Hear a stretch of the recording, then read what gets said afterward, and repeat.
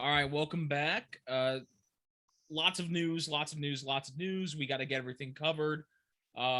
Big news out of Denver. They've signed back their two-time MVP Jokic, bet one of the best passing big men this game has ever seen. They signed him to the largest NBA contract in the history of the league.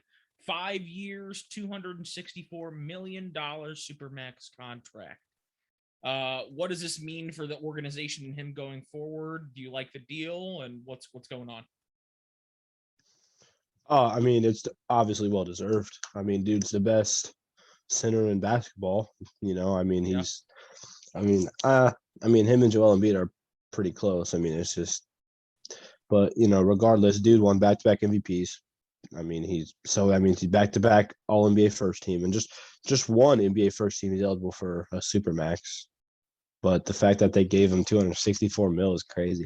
I mean, that paid more than Steph Curry's contract. Like it's impressive. I like it though. I mean, it kind of sucks. You got to pay someone so much money, but he deserves it. So can't be mad Yeah, at it. he absolutely deserves it. I love that they're locking him down long term. Now, obviously, there's not much flexibility with a $264 million contract. So does that affect the Nuggets negatively in the future, or do you think it's not as big of a deal? I think the only thing it would hurt is the possibility of re-signing Jamal Murray, maybe. Outside of him, I don't see anyone else on that roster that's worth a whole lot of money. We haven't seen a whole lot of MPJ, but the one season he was there, he was good, or the full season, I should say. Um, they brought in KCP. I mean, he's gonna get a couple million. Like you got a bunch of players that are above average NBA players, but not worth the money that Jokic and Jamal Murray would be worth. So like I said, unless Jamal Murray possibly was like pulled a James Harden and just takes a pay cut, I think the only thing that offering Jokic a Supermax would do was hurt the possibility of retaining Jamal Murray for a long time.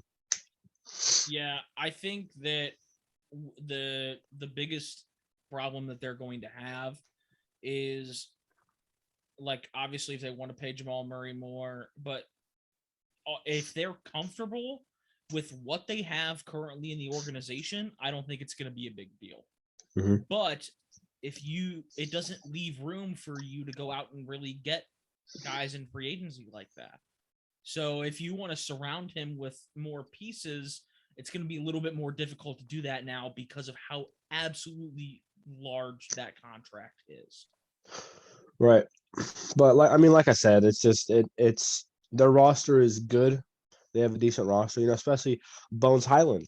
Last time we talked about him, I mean, I had high praise for him. He's good, and he's on a rookie contract. Yeah.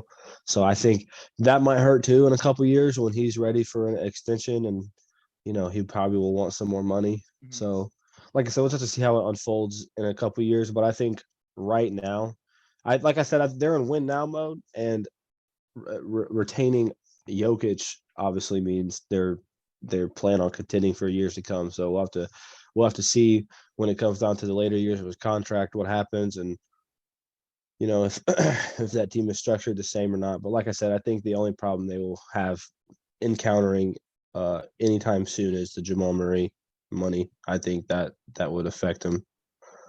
Yeah. All right. So Jokic goes from being drafted with the 42nd or 44th pick in the draft During a Taco Bell during a commercial. Taco Bell commercial. Yes. Yes. To being the highest paid NBA player in the history of the league. So Love it. kudos to him. Love it. stories like that. Yeah, love that for the NBA. Love that for foreign players in the future. And I can't wait to see what the Nuggets will have in store for the next 5 seasons that they've got him locked down.